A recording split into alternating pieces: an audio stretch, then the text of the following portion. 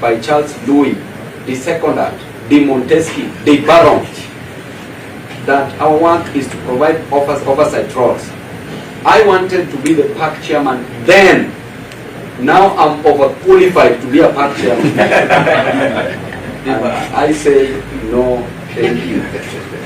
Anywhere, not even protecting the interest of the Gen Zs. Why should they rush to take these positions? These positions, let Ruto as a person appoint his people. This is his government. We want competent people. We don't want him to invade opposition, but the work of opposition is to provide checks and balances, is to ensure that the government delivers that which they promised unto the people. Thank you and God bless you. Any question, omission?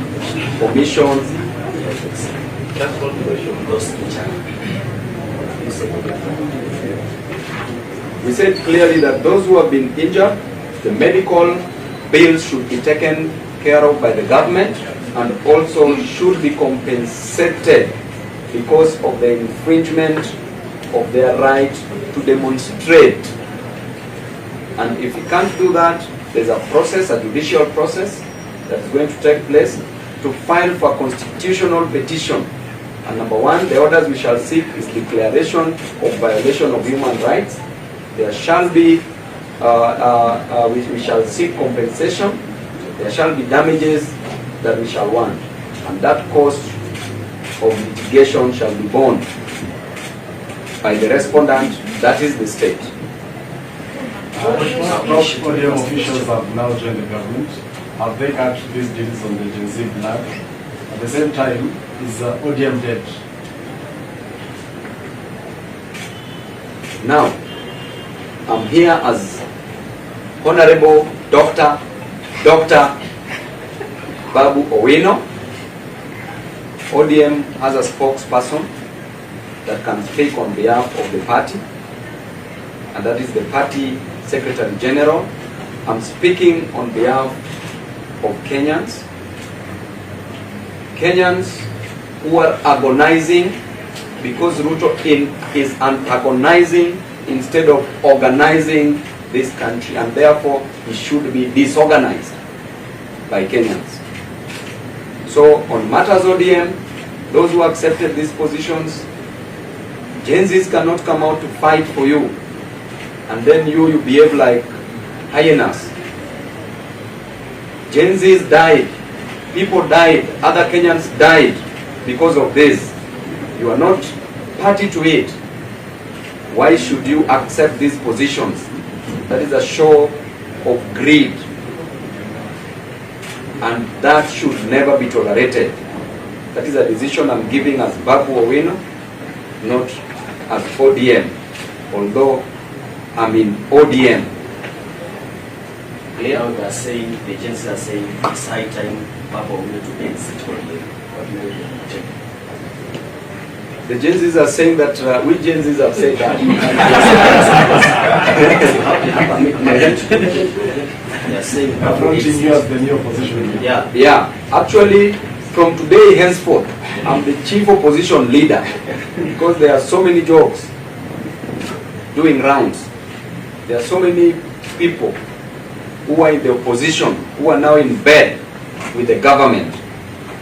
My interest is to fight for Kenyans. It pains me to see a person who was a fellow member of parliament joining government. And it pains me to look back in Soweto slums, Kibra slums, to look back in central region, Nyanza coast and everywhere else, to see that child who has been sent away because he lacked only 5,000 to pay for their schooling in a secondary school. Sent because of 5,000. I'm so pained to see that child who's stuck in hospital cannot be treated because they lack money. Even money for x-ray that is around only 2,500. If you can't afford it, then you can't even be x-rayed. I'm so pained to see our young men and women moving around without jobs, seeing a boda rider in the sun from morning to evening, only gaining 50 shillings to 100 shillings in a day. seeing a mama mboga selling mboga, selling omena, only to get 50 Kenya shillings, 50 to 100. How will this parent collect this money to reach 300,000 Kenya shillings that Ruto wants in a university? So pained to see our children, our students who finished high school, are waiting to join university, cannot join because they can't afford it. Some people are dropping out because they can't afford it. Yet, we are encouraging patrimonialism, we are encouraging corruption, we are encouraging favoritism, we are encouraging mediocrity, we are encouraging kakistocracy. What are we doing as a nation?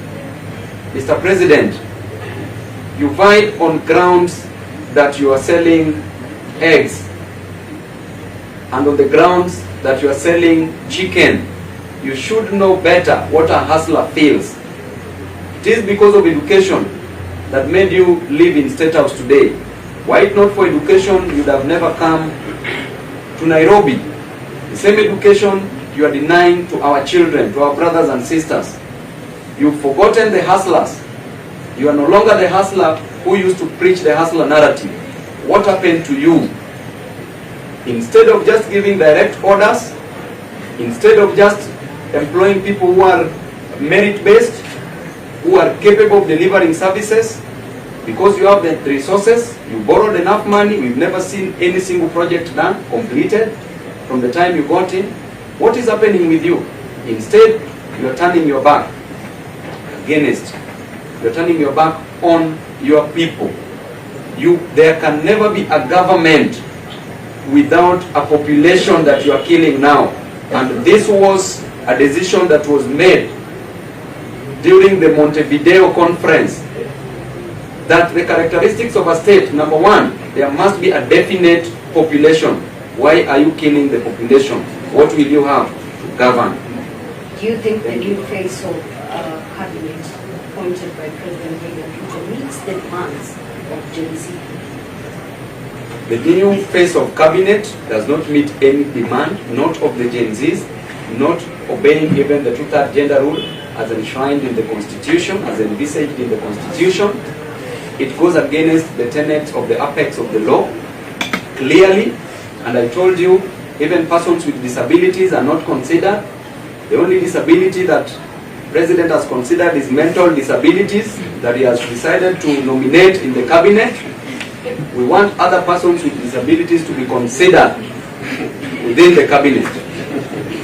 Mheshimiwa Daktari, if President Ruto sends wishes to give you the remaining question, one of the two questions, Kenyans and you, are you going to?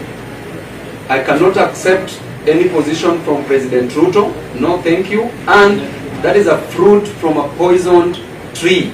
The fruit is poisonous and harmful and dangerous. In terms of oversight, you have put a spirited fight to take over the park chair. Now the park chair is the treasury seat to become whatever the parliament approves. So are you also keen to take over specifically in that position for oversight? Going by the doctrine of separation of powers, checks and balances as was opined by Charles Louis, the Secondant, de Montesquieu, de Baron, that our work is to provide oversight roles. I wanted to be the park chairman then. Now I'm overqualified to be a park chairman. And I say no, thank you.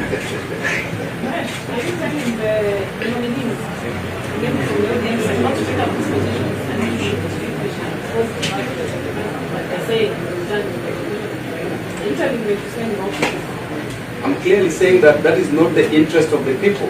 It is not what the people wanted. These people were never seen anywhere, not even protecting the interest of the Gen Zs. Why should they rush to take these positions? These positions, let Ruto as a person appoint his people. This is his government.